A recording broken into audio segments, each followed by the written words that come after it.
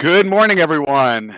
It is Tuesday, January 15th, and this is Morning Market Movers, where we do live analysis for day trading and take a look at hotspots in the markets for the day. I'm Todd Rich with Nadex. With me, Brian Caprice from Keep Trading Simple. Straight up, yesterday was quite a ride. We saw a complete washout in equities, and then at the end of the day, uh, I don't know. Right around the time that the U.S. announced that we are preparing to send troops, a fairly significant number of troops over to Europe to support NATO, we got a war rally. Markets completely recovered. I think they actually ended up slightly in the green. Just an absolute crazy volatile ride, which just sort of goes to show why, if you're looking for that short-term price action in the markets, Nadex binary options as well as Nadex knockouts could be great ways to play that price action, because it is defined risk, where you can't absolutely get blown out one way or the other when markets start making swings like that. Today, it's going to be all about equities again. We're opening in the red. So while we made the recovery yesterday, the markets since have sold off again. I think people are selling into that rally. Just again, it's some people's opportunity to take risk off going into the Fed meeting, which starts today. We'll get clear color commentary tomorrow and now the expectation is, as Brian and I have been saying, wholly expecting that they'll raise interest rates in March. And the question is it 25 or 50 basis points? We'll have to see. Do they sneak something in today? I don't know. Is it possible? Or tomorrow? I'm sorry, tomorrow. Is it possible? Possible. So we are going to take a look at the equities because we have to take a look at some interesting levels across the board. Before we jump into it, I do need to share this disclaimer that trading involves risk and may not be appropriate for everyone, that any trading decisions you make are solely your responsibility and at your own risk. And this is an educational session. Please do not construe anything Brian or I say as a buy or sell recommendation. We are doing this for your education purposes. Yeah, and you can actually see what's going on. We had that. I mean, this is the Nasdaq when we had that full V-shaped, as Brian would often call it, parabolic recovery. I mean, that was just absolutely crazy. And then since then, it's just sort of drifted lower. Let's take a look at. And Brian, I'm going to flip it over to you because we can go through some of the news. We do have one thing that could complicate things today. Is at 10 a.m. Eastern, we do have consumer confidence. And it's interesting that is coming out around those times where we often will see reversals. Right. So the word was slipping my mind. So here, Brian. Yep. let me flip it over to you and let's just take a look at what we got going on. But really, it's going to be all about equities today, simply because that's just what everyone's going to be talking about. Yeah, with FOMC tomorrow, that's really kind of where all focus is going to be. And this is the same as like we would see on like a non-farm payroll on that Thursday before, how things tend to be a little bit quieter. Now we may still have some volatility today. And again, yesterday was kind of the extreme range scenario. And again, that's what geopolitical events do. And I always tell my students, we don't necessarily we're not trading the news, but again, we're if this then that, and we have to be willing to accept any type of risk that we take in the market. The one thing that you cannot plan for is geopolitical events. You don't know when there's going to be a headline, a missile fired, somebody doing something, and those are things that just happen in the market. So again, it's one of the reasons why I think that Nadex is a great product, because again, it doesn't matter what happens, right? You have that risk going into it that that's defined, and it can't be any worse than that. I know of a future trader yesterday. It's a gentleman that he occasionally emails me back and forth, and he didn't do well yesterday. With all the movement yesterday, he I think his ego got the better of him. But with the reversal in the market yesterday, it was like, oh, this is pulling back, it's pulling back, and he was trying to find an area to get short again. And unfortunately, he didn't realize that, again, the markets change, and again, being in the futures market, it was kind of risky for him. So indices are the way to go today. If you look at currencies, totally flat across the board. The only thing moving right now is the dollar Swiss up 56 in 24 hours. Pound dollar, even, a lot of news on the pound today, but minus 5 pips in 24 hours. Just not a ton of movement there as the dollar is continuing to increase again. Now, we did get good data out of Germany today. And again, it's interesting. The German business climate is actually higher than forecast, but you're still seeing the euro dollar down and the euro pound down just slightly. So, it's kind of in there. I think Europe right now is really stuck in the whole Ukrainian situation. It's, they're just kind of keeping their head down. We're not seeing the same type of responses out. And again, remember, for something like this, it is more on a country by country basis, where the UK is just the UK is mouthing. Johnson's already said that we're going to talk about more sanctions soon, and if they send a troop over, we're going to contribute to any new NATO deployments. That they are definitely on board. So. UK taking a very aggressive stance with it. Russia today, and again, I think this may lead us to some of about what we're about to talk about. Russia said this morning that the U.S. move to put troops on alert does not affect our talks. Yesterday, they were more on the aggressive stance of things, saying the Ukraine is putting all those troops at the border. This is dangerous for us. Right. Okay. Today, they're like, yeah, the U.S., activating troops and getting them ready. Who cares? No big deal. Whatever. It's okay.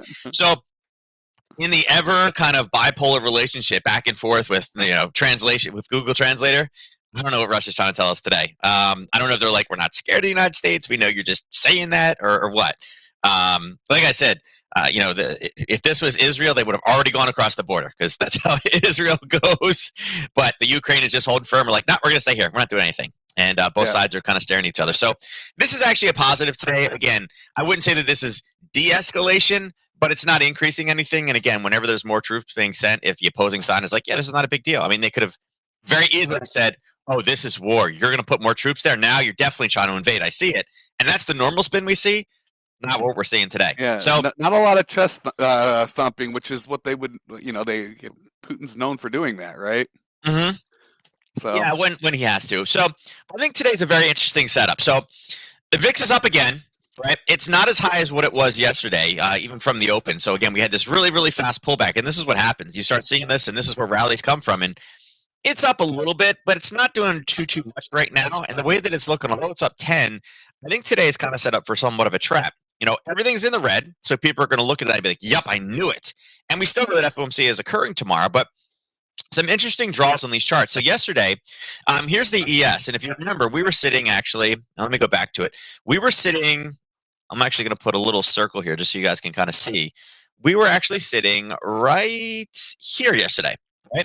And we were trying to figure out where the bottom was going to be. We knew we had a green area, and it kind of hit that green area and bounced again and then came in base. So it broke, so we could remove that. But one of the areas that we were talking about was this 50% retracement off that original push. That actually worked out to be a decent area that, 43.34? It hit it and pulled back down, but all it was a pullback before it launched itself higher. So let's erase that little one, and here's why. Okay. By the way, the big push, I don't know if you guys can see it. If you did do the full fib draw from the top to the low yesterday that occurred at 12:15, guess what it just happened to run into? And we marked the level yesterday. There's this basing and the push down. It just happened to be a 50% retracement level sitting right there. So that was literally at 4 o'clock. That was the reversal point back down, and we're kind of hovering here. So, but what I'm going to do is I'm going to take these off. We'll leave the big one on there because, again, that zone is still there, even though we're reversing. I'd like to draw in the opposite direction now. I'd like to go from low to high. And when we go low to high, you will see that although there's not really anything, demand-wise, it was kind of the old level in the past, sitting there right at 43.17. You can see that the 50%, and I'll mark it off so it's a little easier to see right there. This is the 50% retracement level, okay? The way that we're looking right now, people are going to see a red open. They're going to be looking to short at the beginning, at the very beginning of the session. If that VIX starts crashing very, very fast, this could definitely be a bottom. And there will be fib traders and automated, algorithms and things like that are looking for this 50% retracement level. But particularly with where we're at now, people start seeing this go at the open. All of a sudden, we hit 10 o'clock and we're sitting right at that level. That's what reversals are made of. And again, this is just on the ES. I think looking at the NQ, same thing. We came all the way back up and it was a level. But if I draw top to bottom, top to bottom, kind of where we were, and again, it would be here. I'm just extending it across so we can see it better. You can see that we also have a 50% retracement. We do have what I would call a little wick over wick, and on a smaller time frame, that would be an area of buyers. But it is also in a similar situation. And again, our algorithm is going to start kicking us in. Are you doing that on a 15-minute chart? Yeah, 15 minutes. Yeah, okay. Yep. So again, another 50% retracement. And again, that one's getting crushed. Same thing we did here. We drew top to bottom. We did it from the previous high on the 30. the 61.8 was the turning point. And again, we talked about it, all the basing 61.8 rolled it back down again. Let's delete that off and take it off and do the same thing, low to high. And you can see we also have an area. And again, this one has a little bit more of a pullback. If I drop it to a 5, I bet you we could see it. Yeah, you can see it right there. You guys see right there that this, I think it's big enough you guys can see. You see that right there? If we mark this level off, guess what? Again, guess where that happens to be? Sitting right on the 50% level. So, that's 3 different positions, all in that kind of same scenario. And then Russell, kind of the same thing. Russell had that very, we talked about this kind of bouncing and going higher. I didn't predict it was going to go that high, but it did. It ended up going off the level we talked about and dropping. The 1 to 3 got cranked right here. That was the first trade that we were looking for. So we'll remove it now because we don't need it anymore. But that was one of the reversal trades that we had mentioned yesterday with the Russell. And now we'll leave this here. We'll pull this, do the same exact thing. Hold on. Went a little bit too low. There to high. You can see what's at the 50%. Also a retracement level, right? A pullback with ascending wicks, which again is one of those things that my students know that I love. So very interesting that all 4 equities are all set up at the same exact kind of low to high 50% retracement levels that, again, algorithms and Fed traders are going to be looking to go long in those scenarios. So right now, with it kind of pushing up, remember, we typically look at these on the 15-minute. I mean, really, any of these ones, drop into a 15-minute, look just a little bit higher, there may be short opportunity at the open, right? If this rallies up just a little bit more at the open into an area of sellers, that is a short entry. But again, profit targets reversals could be coming in at 10 o'clock today, which also coincides with consumer confidence, which is expected to be very, very negative. And again, I think it will probably be a negative number, but what happens if this is a miss? What if this is a 113 at 10 o'clock this morning? These are all kind of those technical signs. Now, again, remember, typically, Fibs is not a standalone system. You're always supposed to be kind of putting it with something else. Is it the strongest supply and demand for me? Is it the strongest supply and demand, setup today? Not necessarily. But, if we drop the lower time frames, you could make a case, for each of these little levels here right at the 50%. So, I would say right now for the retail trader, it is kind of set up like a trap. Does it guarantee that that's going to be the case? No. But right now with the news and with Russia kind of backing down a little bit, I would say that there's probably a little bit more positiveness. And again, I still am a believer that I think it's going to go up before FOMC, because if you want to get short, the first thing you want to do is jack the price up so you can sell it for more money. So that's kind of where I'm at today. So, and the vice versa goes true. If you want to go long, you want to get that. You want to go long, you want it to drop down because you want to get it on sale. And again, everything else: oil down, natural gas down, gold down, silver down, bonds are down a little bit, cryptos are all down again. So with all the red negativity out there, I mean, the dollar's about the only thing that's standard up. Everybody's looking at this like, yup, another bad day again, another bad day to get short. Bear trap. So, beware of bear traps. But we will see how it ultimately plays out, and also, how events play out throughout the day, because you never know. I mean, we've also got some disruptions going on in the Middle East with United Arab Emirates still having their UAE having some challenges. So, with that, Brian, by the way. I did drop the link in. If you haven't registered for the boot camp today, we are doing that boot camp today. And if you register, it'll get you access to the recordings. So please register. You'll get access to the recordings in the very least. Any questions for Nadex, please email us, customerservice@nadex.com. Brian's email, support@keeptradingsimple.com. My email is there as well. We are accessible. Any questions, concerns, things you'd like to see us do more of, do less of, we do take that feedback seriously. What are we talking about today? Really, it was all equities. We're not seeing a lot of action right now in foreign exchange. We're not seeing a lot in commodities either, but obviously the equities, massive volatility.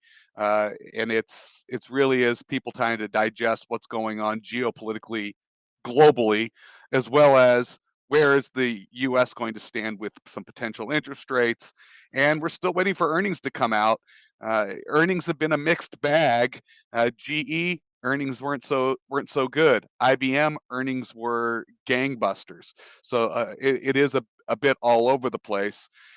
We will see what the retail trader thinks in a half hour. With that, good luck in the markets, everyone. Brian and I will catch you hopefully at the boot camp today. Otherwise, we'll catch you tomorrow morning. Thank you so much for joining.